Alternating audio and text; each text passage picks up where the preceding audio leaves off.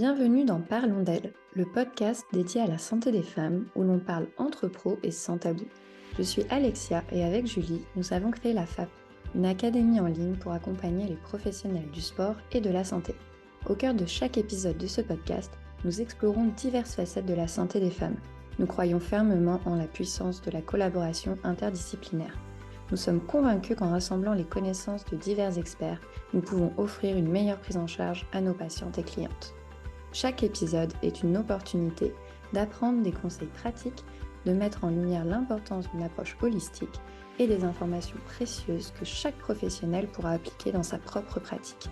Découvre des interviews stimulantes avec des professionnels éminents de la santé féminine, ainsi que des partages d'expériences et des histoires inspirantes. Ensemble, construisons un avenir de santé féminine globale, équilibré et interdisciplinaire. Hello Clémence, merci d'avoir accepté l'invitation sur le podcast. Je suis ravie de te faire rencontrer à notre communauté. J'aime beaucoup ton approche et du coup, je suis contente qu'on puisse en parler et de te faire connaître au sein des personnes qui vont nous écouter sur ce podcast. Et pour commencer, justement, je vais te laisser te présenter pour les personnes qui ne te connaissent pas encore. Donc pour ma petite première fois en podcast, je me présente. Moi, c'est Clémence Dubourg. Du coup, je suis coach depuis 10 ans maintenant déjà. Et du coup, je suis sur Pau, dans le sud-ouest, entre mer et montagne.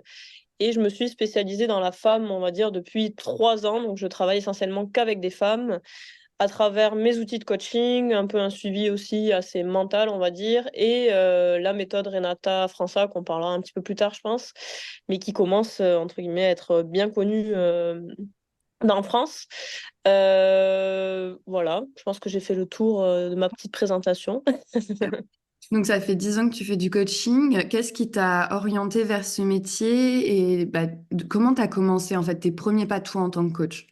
Alors, du coup, ce qui est marrant, c'est que c'était pas du tout prévu de faire coach. À la base, j'étais partie en fac de médecine et puis j'ai eu un cancer l'été avant de faire ma rentrée. Donc, du coup, j'ai quand même voulu faire ma rentrée de fac de médecine, mais bon, c'était pas comme je pouvais le faire. Donc, j'avais décidé de faire une année sabbatique et j'avais vu que le diplôme de coach, ça commençait en janvier. Donc, c'était moi qui déteste rien faire, c'était parfait. Je me suis dit, bon, mais je vais faire ça, comme ça, je perds pas trop le truc, un peu de l'anatomie et tout. Sauf qu'au final, j'ai été assez piquée par le métier, parce qu'au final, je me suis dit, c'est quelque chose qui me correspond bien. Je me voyais plus repartir en fac de médecine, parce que du coup, on est vite déconnecté et c'est dur, quoi. Enfin, voilà. Donc, je me suis dit, je vais faire ça à côté de mon métier, etc. Après, je me voyais pas forcément un avenir forcément dans les salles, parce que du coup, j'ai fait ma formation en salle, mais ça me plaisait pas forcément d'enchaîner les cours, etc. Donc, au final, je me suis dit, je vais faire un boulot. Et je vais faire mon métier de coach à côté tranquillement, mais plus en passion, quoi, pour continuer à développer ce que j'aimais, me passionner sur le corps, continuer à me former, etc. Donc, je suis restée très longtemps comme ça. Donc, j'ai fait 5 ans où je faisais un boulot de salarié et tous les soirs, une fois que j'avais fini mon boulot de salarié, je serais enchaînée avec 4, voire parfois 5 heures de coaching, parce qu'au final, je me suis retrouvée à travailler à droite, à gauche, etc. Ça prenait toujours de l'ampleur. J'ai jamais eu à chercher du travail. Le travail est toujours venu à moi, donc j'ai eu cette chance-là. Et un jour, je me suis dit, bon, tiens, si je reprenais mes études et tout. Et sauf que, arrivé au moment de reprendre mes études, donc je cherche, j'ai vu plein de choses, je regardais kiné, ostéopathe, et j'étais, ah oui, bon, c'est quand même un investissement. Est-ce que derrière, je vais être aussi épanouie? Est-ce que je vais trouver ma voie? Pas forcément. Je regarde psychomotricien, j'étais, ah bon, non. Au final, c'est très tourné vers les enfants, ça me plaît pas. Et au bout d'un moment, je me suis mis un peu face à la glace et me dire, mais en fait, pourquoi tu continues pas à faire ce que tu fais? Ça se passe déjà très bien. Tu as des résultats avec tes clients, tu as quand même poussé tes formations plus que la plupart des coachs, quoi. Donc, au bout d'un moment, fais ton métier, quoi. Donc, ça a mis un petit peu de temps à cheminer, comme la plupart, je pense, le temps qu'on veuille se lancer. Et au final, un jour, j'en pouvais vraiment plus de mon autre boulot. Et donc, je me suis retrouvée face à, bon, là, j'ai plus le choix, j'y vais, quoi. Donc, en plein Covid, je me suis vraiment là lancée à 100% dans mon métier, avec les peurs je pense, de la plupart des entrepreneurs.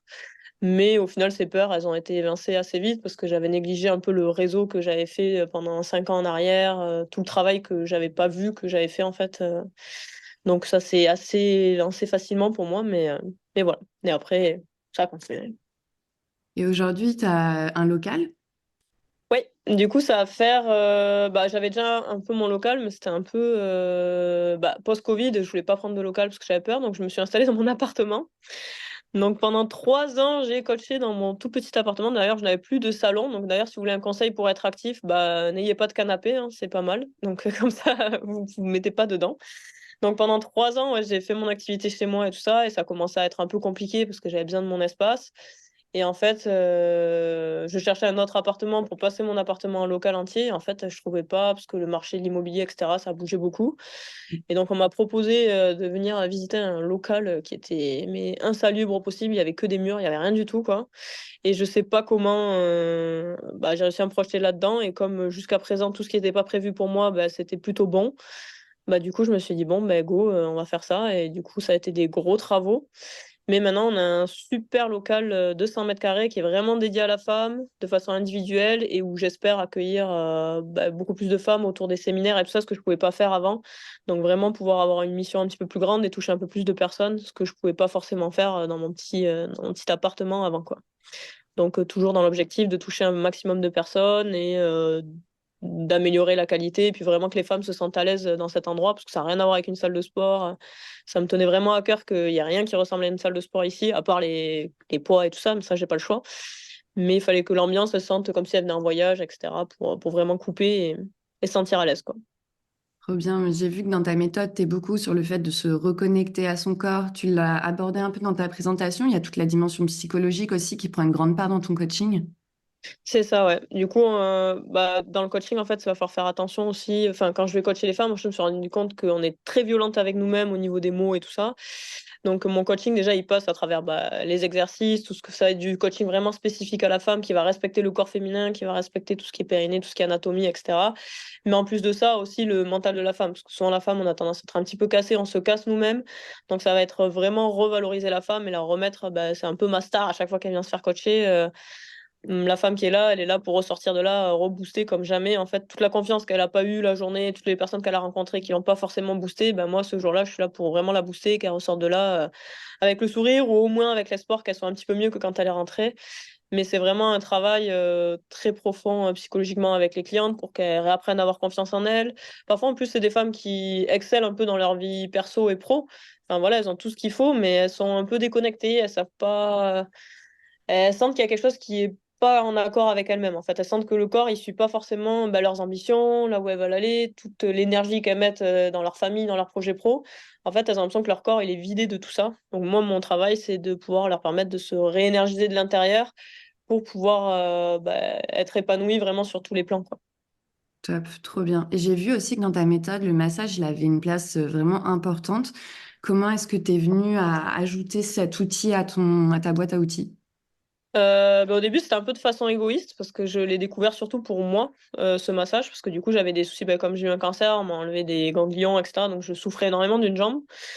Et à l'époque, je trouvais personne qui le faisait autour de chez moi, en fait. Et j'avais découvert cette méthode il y a très longtemps, déjà sur les réseaux au niveau du Brésil, parce que moi, j'adore les Brésiliennes parce qu'elles travaillent bien leurs fesses. Et du coup, j'étais tombée sur cette méthode et personne ne le faisait. Donc, au bout d'un moment, bah, tu sais, dans le lancement, tu sais, quand tu te lances à ton compte, je pense que ça te l'a déjà fait. Tu sais, t'es plus à une chose près, tu vois. Tu te dis, bon, bah, allez, go, je vais découvrir ce type de massage. Et en fait, je suis allée découvrir ce massage pour moi. Et moi, ça faisait 4 ans que je souffrais tout le temps de ma jambe. Personne ne trouvait de solution, alors que je suis sportive, j'ai beau tout faire. Il y a zéro solution, quoi.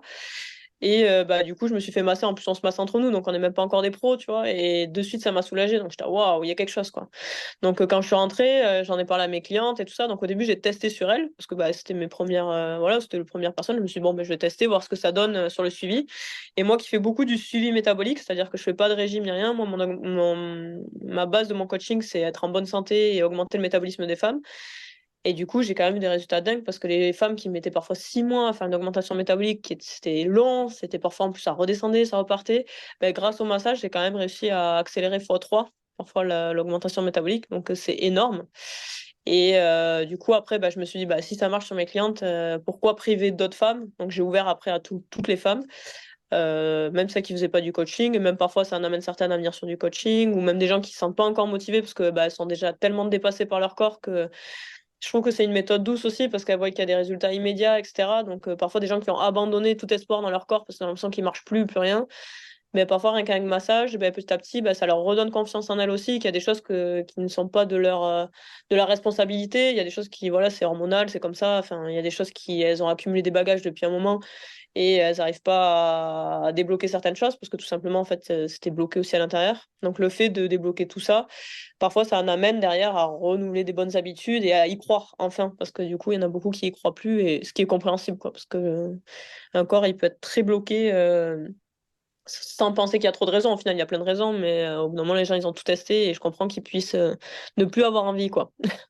Ouais, Voilà, totalement. première. Oui, Comme tu le disais, c'est ce qui amène aussi à perdre confiance en soi et qui fait qu'après, quand toi, c'est ça. les récupères, elles ont perdu totalement confiance en leur capacité à pouvoir. C'est ça, parce que leur entourage, ils comprennent pas forcément ça, parce que bah, vous allez, bah, je sais pas s'il y a des gens qui m'entendront, mais parfois vous allez peut-être avoir votre mari qui, lui, il a décidé de faire une petite sèche parce qu'il a trouvé qu'il avait pris un petit peu de bidon ces derniers jours.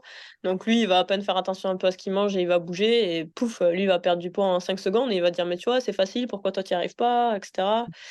Et bah oui, bah, moi, j'y arrive pas parce que c'est plus complexe une femme. C'est pour ça qu'on est si parfaite, c'est parce qu'on est complexe. Exactement. Mais du Et coup, ouais, c'est le profil que j'aide. trop chouette. Mais t'aides pas uniquement ce profil-là, parce que tu aides aussi les baby coachs, comme tu les appelles, et donc tu transmets aussi ce que toi, tu as appris à d'autres. Comment est-ce que ça s'est arrivé dans ton activité pro? Bah, c'est tout récent parce que bah, pareil, avant, je pouvais pas forcément accueillir des gens, etc. Donc c'était compliqué, puis ça demande du temps de s'occuper des gens. Bah, tout simplement parce que bah, il y a des lacunes dans les formations, que maintenant il y a beaucoup de formations qui sont de plus en plus raccourcies et où en fait le contenu est survolé. Et moi, la première, quand j'étais en formation de coach, en fait, maintenant avec du recul, je me dis, mais en fait, c'est une formation pour coacher des hommes, mais pas pour coacher des femmes, en fait. Et au final, en plus, si on sait bien coacher une femme, les conseils qu'on va donner à une femme, ça servira autant à un homme, parce que l'homme aussi a son périnée. Et moi, je vois mon chéri, par exemple, qui est très sportif, il a des problèmes de dos, etc. Et en fait, il a les mêmes problèmes qu'une femme parce qu'il a un transverse qui est trop faible, etc. Donc au final, c'est plus, bah, on va venir compléter une formation parce que bah, la formation de base, elle est ce qu'elle est. Mais ça suffira jamais, entre guillemets, à prendre en charge de façon qualitative un public. Et je pense que maintenant, même les coachs qui font des formations, ils en ont conscience parce qu'ils se rendent compte que, bah voilà, une fois que tu as fini ton diplôme, bah ouais, c'est pas tout. Enfin, déjà, t'as pas la confiance en toi pour aller sur le marché. Tu sens bien que quand tu coaches, bah, c'est pas trop ça. Tu as des gens qui se blessent, tu as des femmes qui ont des soucis de fuite urinaire pendant que tu les coaches. Ils sont un peu dépassés. Donc, bah, mon but à moi, ça va être de leur amener le savoir qu'ils ont peut-être pas eu, et peut-être la façon aussi d'accompagner, parce que comme je disais tout à l'heure, il y a aussi une façon d'accompagner psychologiquement. Tu peux pas parler à un homme comme à une femme, tu peux pas parler à une certaine femme d'une certaine façon, selon comment elle arrive face à toi ce jour-là, tu vois. Si elle est complètement à deux doigts du burn-out, tu vas peut-être pas lui faire les exercices d'une certaine façon ou d'une autre chose.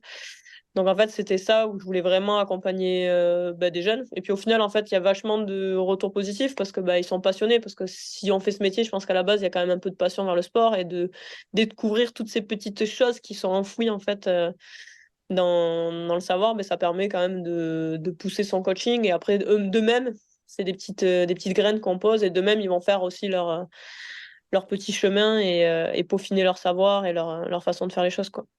Top. Et justement, par rapport aux particularités sur lesquelles toi tu les accompagnes vis-à-vis de la femme versus homme, si tu en avais une à partager aujourd'hui à des coachs, par exemple, tu vois, qui démarrent leur activité, qui nous écoutent aujourd'hui, sur quoi tu leur mettrais le point pour faire attention?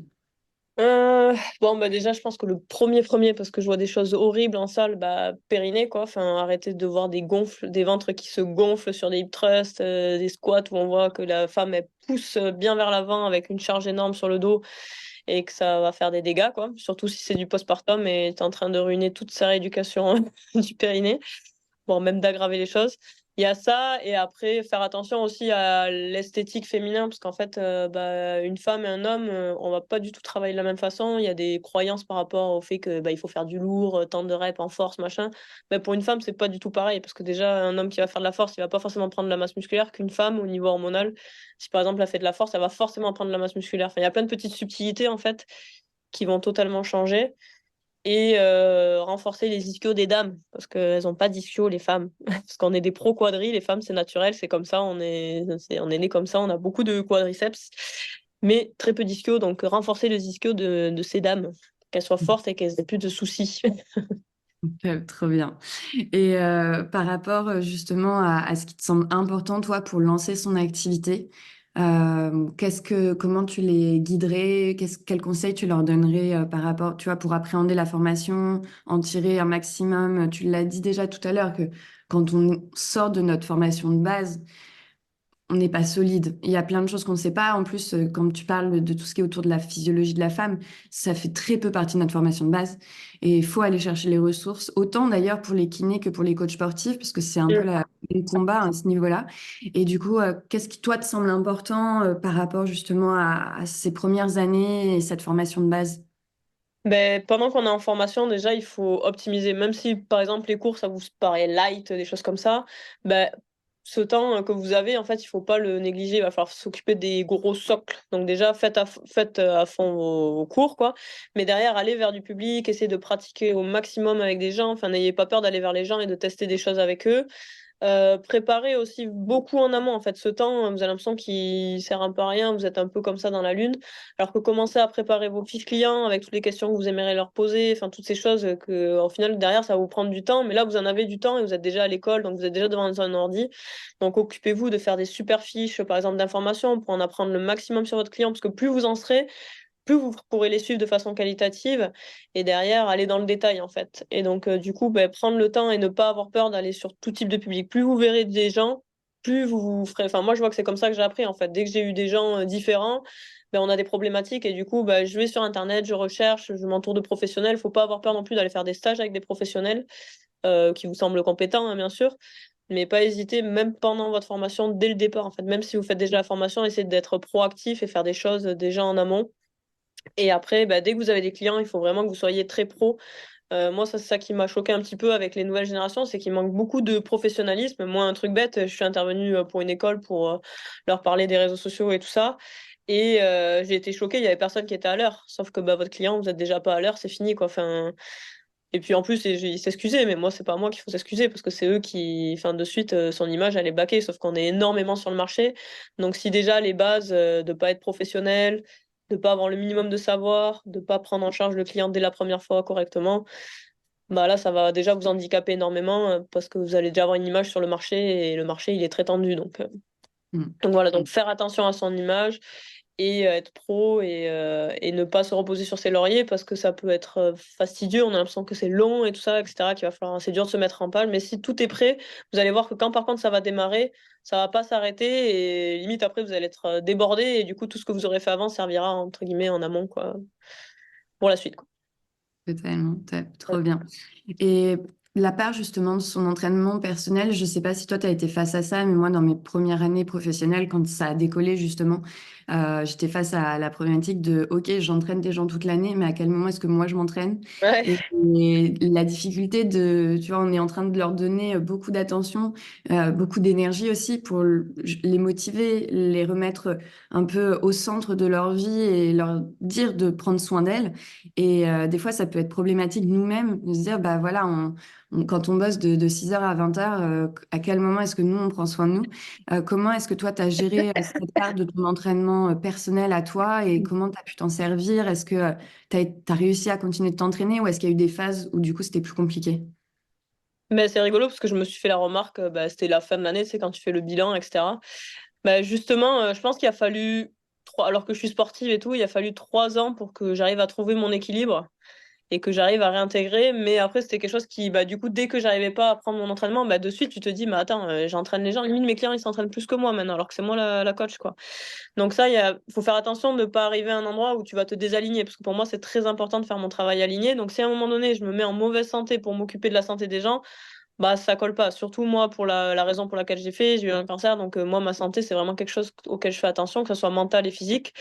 Donc bah, je me suis mis un coup de pied aux fesses et moi aussi, je me suis bloqué des créneaux. J'ai fait comme j'ai fait pour mes clients, en fait. Mes clients, ils se bloquent un créneau. Donc au bout d'un moment, je me suis mis un coup de pied aux fesses. J'ai dit, bah fais pareil, tu te bloques tes créneaux. Et maintenant, bah, tu fais ton petit sport et tout ça. Et au final, en fait, ça, de suite, tu te ressens bien, tu as un équilibre et surtout que j'avais une grosse charge mentale. Donc, j'ai plus trop d'objectifs physiques et tout ça, c'était dur. Donc, ça aussi, tu vois, enfin, moi, ça fait je sais pas combien d'années que je fais de la musculation, donc j'en avais marre de revenir. Tu sais, je m'étais un peu ennuyée au final parce que dès que j'allais faire de la muscu, je repense à mes clients, j'étais en train de. Donc, bah, j'ai essayé aussi de varier mes activités. Je fais moins de musculation, j'ai commencé de la boxe, je fais le surf. Tu vois, je fais d'autres activités aussi pour changer un peu.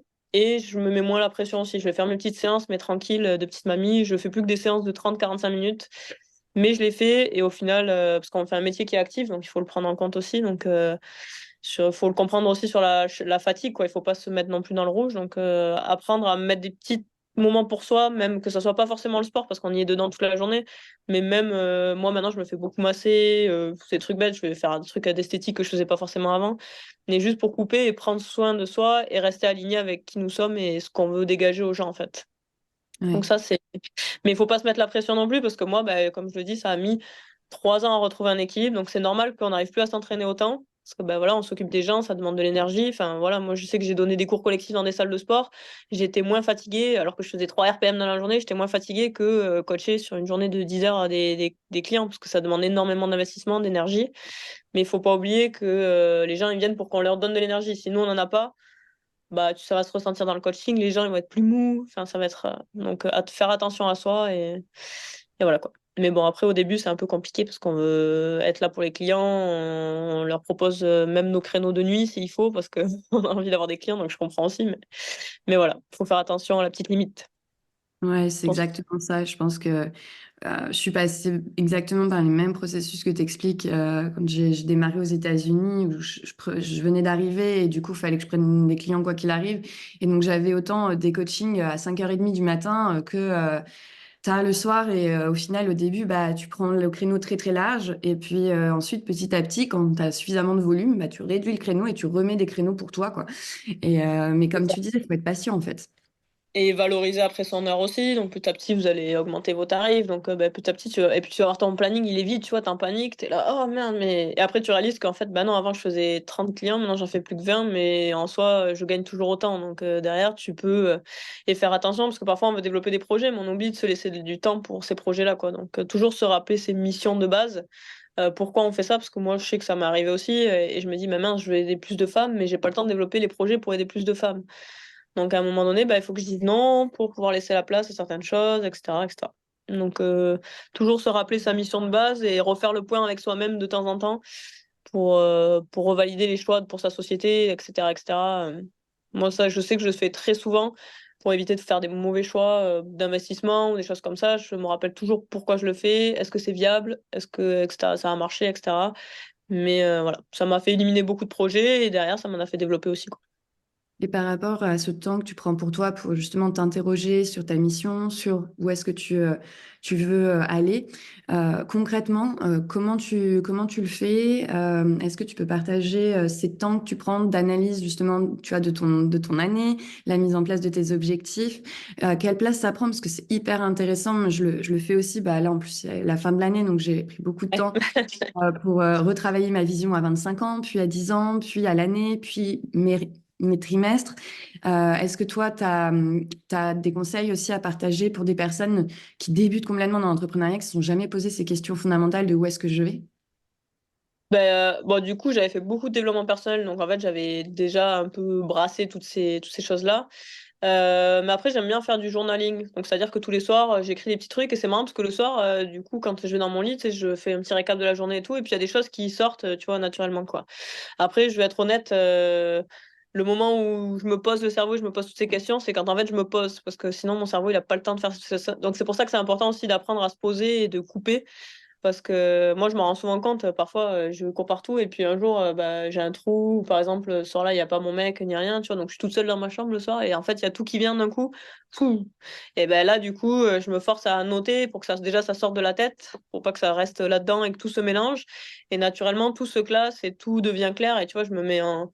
Même là, tu vois, je me suis fixé un nouvel objectif. Et en fait, en le notant, au début, je savais pas trop pourquoi je le faisais. En fait, après, j'ai réalisé, j'ai dit, ah, mais non, mais je fais ça parce que, bah voilà, ça fait 10 ans, il y a ça. En fait, c'est de le sortir, ça devient évident et ça permet aussi de mieux savoir dans quel sens. Donc, faut pas hésiter à parfois se poser. Et moi, enfin, pour moi, l'écriture, c'est énorme parce que ça me permet de sortir et je me rends compte que ça m'a permis de beaucoup avancer l'écriture, quoi. De sortir les choses. Parfois, on a l'impression que dans sa tête, il y a de tout et n'importe quoi. Et après, c'est un autre truc, mais qui est bête. Moi, un temps, j'étais un peu à procrastiner tout ce qui était administratif et tout ça. Enfin, j'ai laissé beaucoup traîner de choses, en fait. Et sauf qu'en fait, quand on laisse traîner beaucoup de choses, ben, on peut pas se concentrer sur la suite. Parce que toutes ces choses-là, mine de rien, donc c'était rien. Ça pouvait être de l'administratif, des examens médicaux que je repoussais tout le temps, toutes ces choses-là. Donc maintenant, je sais que je me force à faire toutes ces choses-là, que ce soit même le pro, tout ce qu'il faut, pour que derrière, même mes idées, elles soient plus claires. Parce que ça, vous ne pourrez pas avancer si vous avez des trucs qui vous traînent derrière. Ça peut être des problèmes financiers, ça peut être tout ce que vous voulez. Régler toutes ces choses-là avec le temps que ça doit prendre, mais pour qu'après, vous puissiez avancer sur vos projets. Parce que tu seras jamais serein, parce que si tu sais qu'il y a des choses qui sont derrière toi, même si tu lances ta société que tout marche, ça te prendra toujours une petite case dans ta tête. Donc pense à tout nettoyer avant de vouloir avancer, quoi. Et là, Clémence, il y a 5 ans, elle aurait jamais cru que j'aurais fait autant de papiers, mais maintenant je fais plein de papiers. Ouais, ça fait partie aussi du jeu. Je pense que des fois, on idéalise vraiment le métier de coach. On a l'impression que c'est que le côté, on est sur le terrain avec les clients, mais en fait, quand on est entrepreneur, il y a tout ce qu'on voit pas, en fait. Ah oui, ouais. Moi, je pense que ça me prend ouais, un temps, je pense sur une semaine. Je sais, enfin, sans négliger, hein, je pense que c'est 10 heures entre les réseaux sociaux, le ménage, la compta, réfléchir au projet, se poser, faire le planning des clients. Enfin, les gens, ils se rendent pas compte du travail que c'est. Et c'est presque le plus important, quoi, parce que c'est ce qui, derrière, te permet de faire ton métier à fond. Du coup, quand les clients ils sont là, t'as pas besoin de réfléchir, t'as pas besoin de te dire, ah merde, lui, il m'a pas payé, mais machin. Non, toujours, ça peut être un conseil aussi. Moi, je suis très carré. Et mes clients, du coup, c'est tous les paiements, c'est début du mois, comme ça je cours après personne, il y a tout qui est bien réglé, etc. Prenez le temps de faire des protocoles pour vous soulager, pour que derrière, même sur la prise en charge du client, pour que quand vous ayez vos règles de coaching, que le client il sache, parce que parfois vous pouvez pas leur en vouloir, parfois il y a des gens qui vont dire ah il m'oublie, il fait exprès. Non, les gens en fait ils sont comme vous, ils ont une vie et ils en ont rien à faire, ils oublient comme nous. Donc mettez-les dans un cadre sécurisant et bien carré pour qu'eux ils puissent plus qu'à faire leur sport aussi, comme vous avez plus qu'à faire votre métier de coach derrière quoi. Ouais. Et les Ça, réseaux sociaux, comment est-ce que c'est venu dans ton activité professionnelle? Comment t'as mis pied à ça? Et est-ce que c'était enfin, un désir, toi, de développer cette partie-là? Et comment tu t'en es servi? Bah, pas vraiment. Après, bah, du coup, moi, c'est marrant parce que vu que j'ai bougé beaucoup dans le sud-ouest, etc., ça me permettait de garder en contact bah, beaucoup de clients, tu vois. Donc, et en fait, je me suis rendu compte aussi de ce pouvoir, de ce nombre de clients que j'avais qui étaient là, parce que quand j'ai lancé des trucs, en fait, j'ai eu plein de clients et je m'y attendais pas, en fait. Il y avait beaucoup de gens qui me suivaient. Donc, je me suis vite rendu compte du potentiel. Après, moi, on va dire que c'est facile parce que j'ai pris plaisir très vite à m'amuser à faire des petites choses avec les réseaux sociaux, etc. Maintenant, bah, vraiment, ça fait partie, je pense, de mon pilier de client bah, de base, quoi. Enfin, c'est vraiment très important, donc je m'en occupe. Et surtout, maintenant, ça me permet quand même, parce que maintenant, je suis full sur ma clientèle, etc. Je peux pas forcément développer beaucoup plus à ce niveau-là, donc je fais attention aussi. Je vais m'en servir aussi à développer par rapport à mon besoin de client. Mais ça me sert surtout à envoyer des messages aux femmes. Parce qu'en fait, comme je disais, bah, maintenant, il y a beaucoup de choses des croyances, il y a beaucoup de choses sur les réseaux sociaux et donc parfois tu sais en tant que coach on pourrait être là à râler mais non mais ça c'est des trucs faux, c'est des trucs nanan, tu sais ça t'énerve. Ouais mais dans ce cas-là il faut que nous aussi on agisse à notre échelle parce que si plusieurs personnes font des choses bien mais petit à petit bah, la personne elle est quand même intelligente, elle va faire son tri au niveau des gens quoi. Donc si la personne elle a confiance en toi, si elle te suit de façon régulière, que tu lui envoies des informations régulières avec des preuves à l'appui, enfin des choses comme ça, mais petit à petit, tu auras plus d'impact. Et du coup, par rapport à ma mission, bah, les réseaux sociaux, ça me permet de pouvoir toucher un maximum de femmes et d'essayer d'amener des connaissances, de pouvoir éduquer un maximum de personnes pour que bah, voilà, elles sortent de schémas, etc. Donc pour moi, les réseaux sociaux, maintenant, c'est surtout un outil pour pouvoir parler aux femmes. Bah, d'ailleurs, je l'ai vu parce que sur mes statistiques, un temps, bah, vu que j'étais dans le milieu du rugby, je crois que j'avais presque plus de mecs que de filles sur mon Instagram. Et plus j'ai changé un peu ma façon de communiquer, parce que maintenant, je m'adresse qu'aux femmes quand je parle sur mes réseaux, je mets des et eux partout. Enfin bref, toutes ces choses-là, en fait, qui font que bah, maintenant, mon public, mes statistiques, bah, j'ai quasiment que des femmes sur mes réseaux sociaux. Donc ça a totalement changé. Et, donc c'est vraiment un outil qu'il faut pas négliger, c'est gratuit. Faut pas hésiter à faire des formations. Si vous sentez que ben, coach, oui, vous avez commencé à acquérir un certain savoir, c'est bien, mais maintenant il faut aussi apprendre à faire des formations à côté ben, pour se vendre. Ça aussi c'est important parce qu'il y a beaucoup de gens, c'est beau d'avoir un bon Instagram, mais si tu sais pas te vendre derrière, ça sert à rien. Donc pour se vendre et pour faire les choses correctement et surtout mettre en confiance les gens parce que c'est pas comme ça que ça va venir du jour au lendemain, ça reste quand même une relation coach-coaché. Donc même si c'est à travers les réseaux, il faut quand même que les gens se sentent en confiance avec vous et se sentent à l'aise pour pouvoir venir vers vous après. Ouais, totalement d'accord. Nous, c'est aussi avec Julie, quand on a décidé de créer l'académie, c'est quelque chose qui nous a tout de suite été évident. C'est vraiment ce côté, OK, on fait une formation spécialisée sur la physiologie de la femme parce qu'on estime que dans la formation de base, il y a beaucoup trop de lacunes et qu'on en a tellement bouffé qu'on a envie de pouvoir condenser pour faire gagner du temps aux coachs qui nous suivent. Mais il y avait aussi toute cette dimension d'entreprendre. On s'est dit, mais en fait, que ce soit en STAPS, que ce soit en kiné, dans les formations que j'ai fait derrière en coaching, même aux États-Unis, les formations de base, tu gagnes en compétences sur la physio de la femme, c'est super, mais à aucun moment on t'explique comment te vendre, c'est quoi être aligné avec tes méthodes de vente, comment tu fais ton marketing, etc. Et en restant fidèle à toi-même, parce que de toute façon, si c'est désaligné, les gens le sentent et donc tu n'attires Oui, personne. c'est ça. Et au final, c'est vraiment comme ça qu'on a monté l'académie, en se disant, on a la moitié de notre académie qui est vraiment dédiée aux connaissances et l'autre moitié qui est dédiée aux projets de professionnels, d'entrepreneuriat, que ce soit en ligne ou en présentiel, pour vraiment accompagner nos élèves à monter en compétences aussi sur ce palier-là, parce que sinon, ça sert à rien, tu fais pas rentrer d'argent, quoi. Ouais, et moi, ce qui m'avait fait rire, c'est parce que du coup, j'avais fait une formation pour des jeunes à une école à Pau, qui est une école de coach sportif. Et quand je suis venue, je leur ai dit, ah, et pour vous, du coup, les réseaux sociaux, est-ce que vous pensez que ça me ramène beaucoup de clients et tout ça? Donc, je me suis dit, c'est des jeunes, ils vont forcément me dire tous oui, tu vois. Mais pas du tout. J'étais, ah, mais vous êtes vieux, en fait. Vous vous rendez pas compte de la part des réseaux sociaux. Mais du coup, je me suis dit, bah, tu vois, c'est peut-être aussi la formation qui est un peu vieille, qui, du coup, tu vois, ils leur répètent des trucs. Bah, non, en fait, c'est plus du tout la réalité, les gens. Maintenant, si vous n'êtes pas sur Instagram, Google, enfin, c'est mort, quoi. Enfin, faut vraiment vous axer là-dessus parce qu'on est des millions, je pense, sur le marché. Et en plus, maintenant, il y a les trucs à distance et tout ça. Donc, c'est vraiment maintenant son image de marque, etc. Faut vraiment la peaufiner, faut vraiment faire attention à ça et être aligné aussi, parce que comme tu disais, moi je voyais beaucoup de gens, leur truc il est tout parfait, mais oui, mais que si derrière tu vois t'es déjà pas à l'heure, et que ton Instagram il est parfait, mais que t'es pas à l'heure, tu vois, ça fait un fossé quoi. Moi je sais que je suis quelqu'un avec pas mal d'humour, etc. Enfin tu vois, au moins les gens que sur mon Instagram c'est pareil, quand ils viennent, c'est pareil, j'ai un petit chien, je travaille avec mon petit chien tout le temps. Du coup, il est beaucoup sur mes réseaux, mais tu vois, d'un côté, ça m'évite aussi la question, ah, vous avez un chien, mince, ça va pas être possible. Les gens, ils voient qu'il est là tout le temps, en fait, ils savent que forcément, quand ils vont venir, peut-être que ça m'enlève des clients, parce que du coup, il y en a qui ont peur des chiens, ils vont jamais venir. Mais j'ai pas à traiter ce genre de clients parce que du coup, je les ai jamais vus parce que mes réseaux, ils sont vraiment comme moi. Et vous allez voir que ça va vous amener des clients un peu comme vous, ou comme vous voulez surtout, de faire attention à vos réseaux, voilà. Sinon, vous allez attirer un peu n'importe qui aussi, et c'est peut-être pas forcément ça que vous voulez. On a la chance en tant que coach, parce que parfois les kinés et tout ça, ils peuvent pas, parce que c'est des clients, comme j'ai dit, un peu carte vitale.